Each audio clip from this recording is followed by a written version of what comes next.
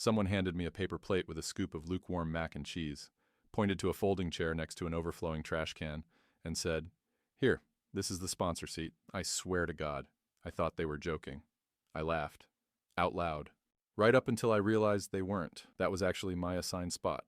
At my sister's baby shower. The same baby shower I paid for. The same baby shower I planned. The same one I funded, top to bottom, because, get this, you're the successful one, Connor, and you don't have a family of your own to worry about. Let me back up before my blood pressure cracks the ceiling. I'm Connor, 35 years old, single. Gainfully employed, no kids, no criminal record, no drama. Unless you count whatever this flaming bag of psychological warfare is. I work in IT consulting. I make decent money. I don't post thirst traps. I pay my taxes early. And for some reason, all of that makes me the designated family wallet. Now I love my sister, or I used to. Her name's Kelsey. She's 29, 6 months pregnant, and very aware that the gravitational pull of her baby bump now comes with a guilt field strong enough to bend reality. This baby shower, it was supposed to be a small gathering of close friends and family.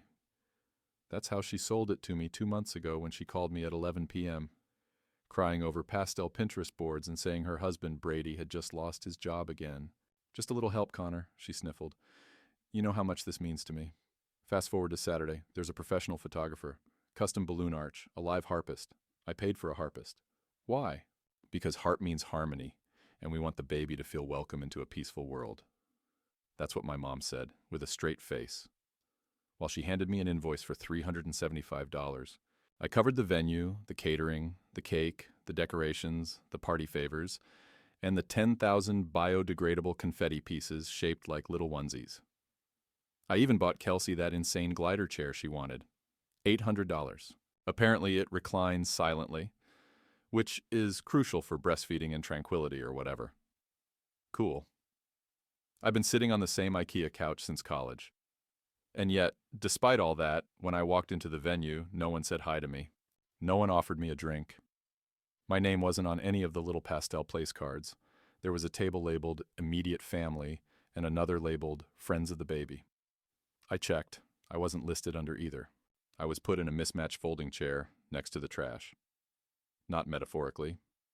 Literally. Someone even nudged me aside mid-conversation to toss a greasy paper plate into the bin beside me. And that was when it hit me. I wasn't a guest. I wasn't family. I was the sponsor. The disposable debit card in a flannel shirt. And I was about to do something unholy with that harp. You won't believe what happened next. Let me just say this. If you've never stood in a corner at your own sister's baby shower holding a paper plate that wilts from its own sadness while listening to a harpist play canon in D like it's a funeral dirge, you haven't known true humiliation. The moment I realized they weren't bringing me a proper plate, but it actually handed me a child's art project with 2 cold deviled eggs and a scoop of something gray masquerading as potato salad. I knew I had crossed over into some kind of cosmic sitcom where I was the punchline no one invited. And oh, the seating chart? That was the cherry on top of this emotionally passive-aggressive Sunday. So there I am, awkwardly balancing this limp excuse for a meal, pretending not to care that I was seated next to a literal trash can, and yes, behind a floral banner that read, "Mommy's Inner Circle." Do you know who was in the circle? Her college roommate who once keyed my car in a tequila-fueled fit of jealousy back in 2012. Also her boss's niece who sells essential oils and kept asking me if I felt spiritually blocked, probably because I looked like I was plotting arson with my eyes. I tried to act casual, chill, just the laid-back, emotionally stable older brother supporting his baby sister during a life milestone. But then came the thank you speech. You know what I'm talking about. Those few heartfelt words from the glowing mom-to-be, standing in front of her pile of pastel gift bags like a queen addressing her peasants. Everyone had their phones out. Brady stood behind her like the human equivalent of a blank check. My mom beamed like she'd personally invented pregnancy. Kelsey clears her throat, clutches her bump dramatically like it might roll away if she didn't steady it, and says, "I just want to thank the people who made today possible. First of all, my amazing husband, Brady. You've been my rock through everything." The room clapped. I swallowed my irritation with a mouthful of room-temperature coleslaw. "And of course, my girls," she said, gesturing to the inner circle table. "You all pulled this together like a dream." Everyone clapped again. My left eye twitched. She smiled wide, tears welling up. This day has been so special, so full of love, so full of support. And that was it. No mention of who paid for the Harpist. No acknowledgement of the thousands I dropped like a wedding planner with no boundaries. No shout out to the guy who was, quite literally, eating near coffee grounds and half-eaten chicken wings like Oscar the Grouch in khakis. Someone actually handed me a used napkin and asked if I could find a place to toss this. You know what I did? I took the napkin. And I smiled. Because sometimes, when you're the family ATM, you learn to hide the insult under a layer of tight-jawed politeness and repressed rage. But oh, reader, the next part? That's when things stop being awkward and start becoming a full-blown disaster. Because you know what happens when a guy realizes he's not part of the family. He's just the funding. He starts asking questions, dangerous ones. Like, what exactly did they do with that extra $1,000 I sent for emergencies? Buckle up. It's about to get feral. Okay, so picture me standing there, plastic cup of lukewarm lemonade in one hand, baby-themed napkin in the other, stewing in silent, citrus-scented fury while some toddler aggressively smears cupcake frosting onto my jeans like he's tagging me for emotional destruction. And right in that moment, right as I'm wiping sugar off my leg with a wet wipe from a stranger's purse, I overhear something that makes my spine go cold. I can't believe they were able to get the gender reveal smoke cannon too. Those things are like, what, $600? That voice. That was my Aunt Linda. Loud, delighted, entirely unaware she just lit a psychological fuse inside my brain. Because here's the thing. I didn't approve a smoke cannon. I didn't pay for a smoke cannon. And yet there it was, tucked neatly beside the gift table, labeled "Do Not Touch Until 2:30 p.m., in glitter marker, sitting smugly like it knew damn well it was about to cause problems in my already fragile mental ecosystem. So, naturally, I start retracing steps. I remember Venmoing Kelsey an extra $1,000 just in case. Because she said the caterer raised their prices and Brady's credit card was maxed out from some urgent tire replacement. And like the sucker I am, I said, "No problem, sis. Happy to help." But now I'm staring at that cannon like it's about to launch my last ounce of dignity into low orbit, and I realize someone's been lying to me. And not just lying, smiling while lying, crying poor, crying stress, and then turning around to make it rain pink and blue Instagram-worthy nonsense with my money. I pull out my phone. I start scrolling through the messages. Her texts from last week were all desperation and gratitude. "Connor, I'm sorry to ask again, but the cake decorator is threatening to cancel unless I pay the rush fee." "You're seriously saving the day. I don't know how I'll ever repay you." "Oh, don't worry, sis. I know exactly how you'll repay me, publicly. Painfully. And probably with your husband crying into a diaper raffle box." I slip away from the trash can throne, ditch the plate of soggy green beans, and start making my way through the crowd, searching for someone, anyone, who looks like they know how to explain a $600 smoke cannon without spontaneously combusting from shame. That's when I spot Brady, standing next to the mimosa station, laughing too loudly at something his cousin said about baby names, wearing loafers with no socks like a man who's never felt fear. I lock eyes with him, and he smiles like we're old college buddies who once shared a beer bong and a felony. "Hey, my man," he says, raising his cup. "You having fun?" "Oh, buddy, you have no idea what's coming." I tilt my head, smile wide. "Hey, Brady, quick question. Who paid for the smoke cannon?"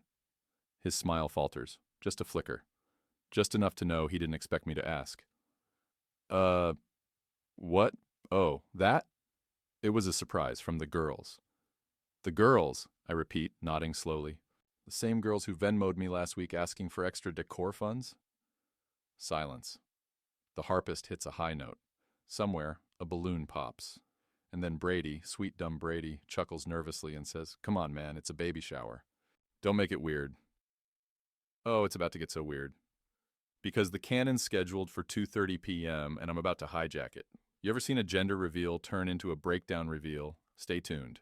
So there I am, standing 5 feet from a weaponized canister of lies and confetti, surrounded by women in floral maxi dresses and men pretending they're too cool to care about baby-themed trivia.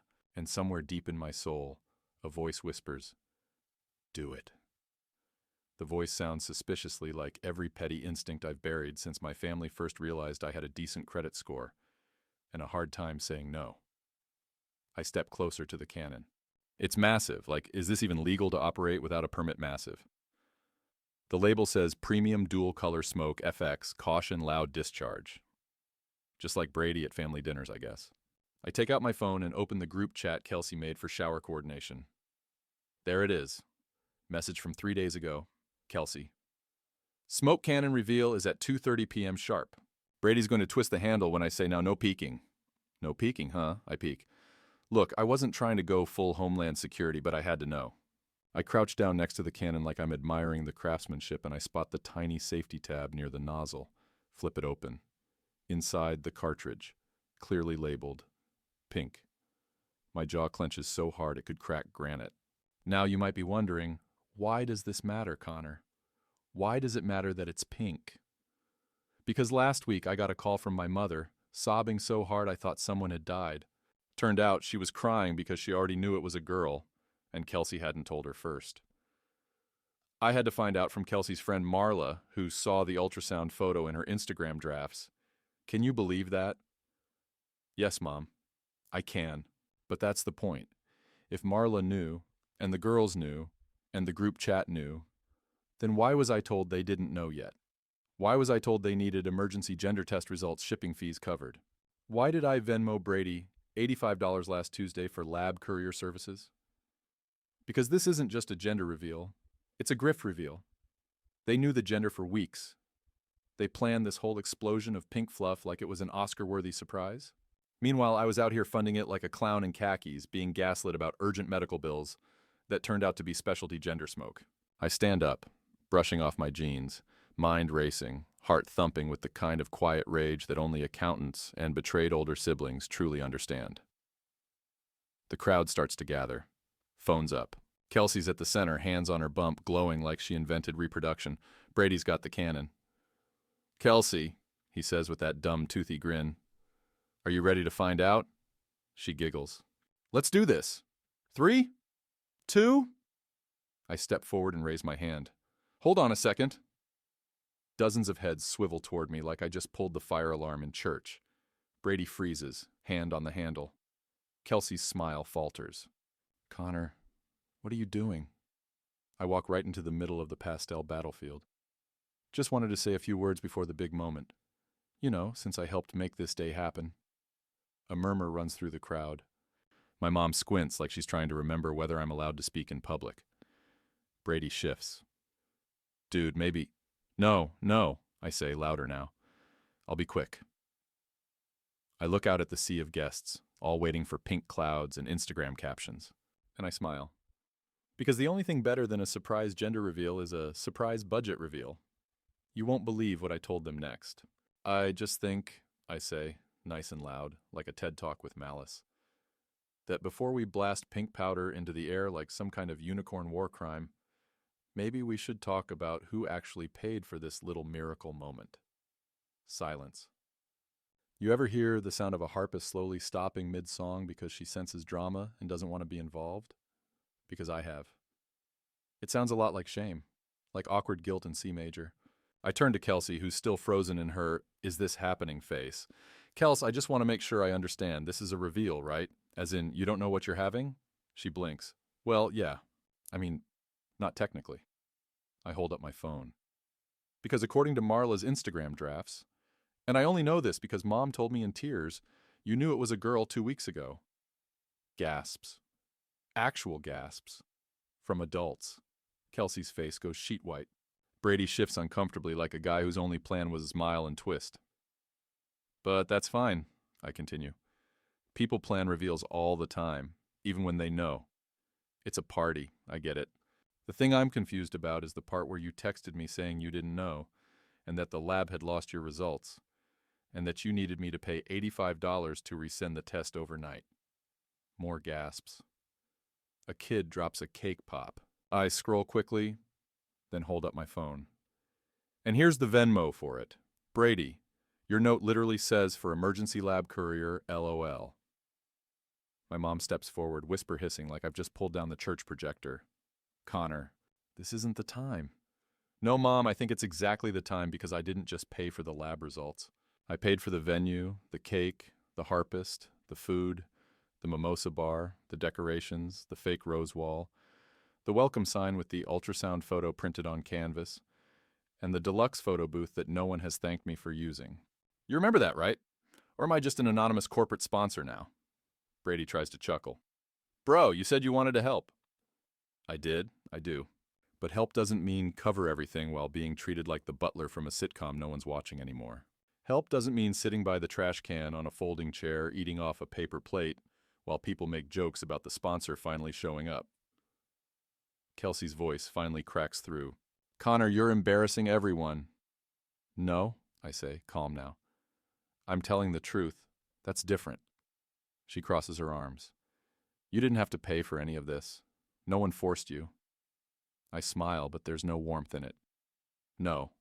You just cried on the phone at midnight saying you couldn't afford diapers, and then blew half the budget on an artisan charcuterie boat shaped like a duck. Somewhere in the crowd, Aunt Linda goes, Wait, that wasn't from the caterer? No, Linda. That was from my checking account. I turn to the cannon. It's still there. Still waiting. Still pink. You know what? I say. Go ahead. Twist the thing. Blow your pink fog into the sky and make your moment. Brady hesitates. But when you do, I add, just remember whose money's turning the air pink. I walk away before they can say anything, because nothing ruins a pastel fairy tale faster than the bill showing up in the middle of the story. And that, dear reader, was not even the worst part. You won't believe who texted me later that night. It was 11:47 p.m. when my phone lit up with a message from Brady, which, let's be honest, already told me this was going to be stupid. I don't know what I expected. A heartfelt apology? A confession that he'd used the leftover money to buy cryptocurrency and beef jerky? Maybe a sheepish, hey man, sorry we sat you next to the garbage can like some medieval stable boy? Nope. The message said, hey bro, just wanted to clear the air. Sorry if things got tense today. Kelsey's really upset. She says you made her feel unsafe. Unsafe. Let me repeat that. Unsafe. At the party I paid for. At the party, where she happily took selfies in front of a flower wall, I accidentally paid triple for because someone typed artisan silk instead of bulk discount. I made her feel unsafe by speaking. Not yelling, not swearing, not throwing punches, just talking calmly with receipts. I stared at the message like it was written in another language. Then I got a second one. Also, about the money, you're obviously really stressed. We were going to tell you we're paying you back, but we wanted it to be a surprise. You ruined the vibe, bro. Let's talk about that word. Surprise. Like a surprise cannon I didn't agree to fund. Like a surprise demotion to background extra in a party I planned. Like a surprise gaslight text at midnight telling me I'm the problem. I didn't respond right away. I couldn't. I needed a minute. Because when someone says, we were going to pay you back after you publicly call them out for financial betrayal, you're not hearing a plan. You're hearing damage control. It's like setting someone's porch on fire and then handing them a garden hose and saying, don't worry, we were totally going to help. The next morning, I got another message. This one from Kelsey. Mom says you're being dramatic and probably having one of your spirals. If this is about not getting attention, we can talk. But not if you're going to ruin milestones. Milestones? You mean the milestone where you treated me like a silent investor in your pastel pyramid scheme? So now, according to Kelsey and Brady, I'm unstable. I'm dramatic. I ruined a baby shower by pointing out that I bankrolled it. And the worst part? Not one person in the family came to my defense. Not mom, not dad, not even weird cousin Alan, who once got kicked out of Dave & Buster's for threatening a claw machine. They all went radio silent. And suddenly, I realized something. I wasn't just the sponsor of a baby shower, I was the black sheep with a credit limit. And something deep inside me snapped. Not rage, not sadness, clarity. I was done paying to be disrespected. Done playing the good son while being treated like an emotional ATM. Next family gathering? They'd better bring their own chairs. Because I was about to flip the table, and not just figuratively. The first sign they realized I was serious? Silence. Complete, eerie, suspiciously polite silence. No passive-aggressive just checking in texts. No vague Facebook posts about family who should know better. No voicemails from mom using her trademark 3-sigh intro. Just nothing. like a cult that had collectively decided to ignore the defector until he came crawling back. But I wasn't crawling. I was thriving. By the following weekend, I'd unsubscribed from the family group chat, muted Mom's number, and blocked Brady on Venmo. You know, just to prevent any accidental requests for stroller accessories or moonlight maternity photo sessions. I figured if they wanted me out of sight, I'd do them one better. I'd go completely off the payroll. Monday morning, I wake up to an email with the subject line, "Connor, this is not who you are." It was from Mom. I open it, already bracing for the parade of manipulation, and there it is in full display. She said I'd made Kelsey cry, that my outburst at the shower had overshadowed the sanctity of motherhood, and that if I didn't apologize, I was going to lose this family permanently. Like it was a Netflix subscription. She even threw in a closing line that would make a sitcom priest blush. "We may not always be fair, but we're still your family, and family comes first." Which is rich, considering they'd made me feel like an Uber driver with a monthly installment plan for their poor life choices. I stared at that email, letting the words, "lose this family," marinate for a full minute before closing my laptop. And then I did what no one in this family ever expects me to do. I called a lawyer. Not because I was suing anyone, yet, but because it was time to draw the line in ink. I wanted official documentation that every gift I'd given Kelsey and Brady for that baby shower was just that, a gift. Done. Over. Nothing owed, nothing expected.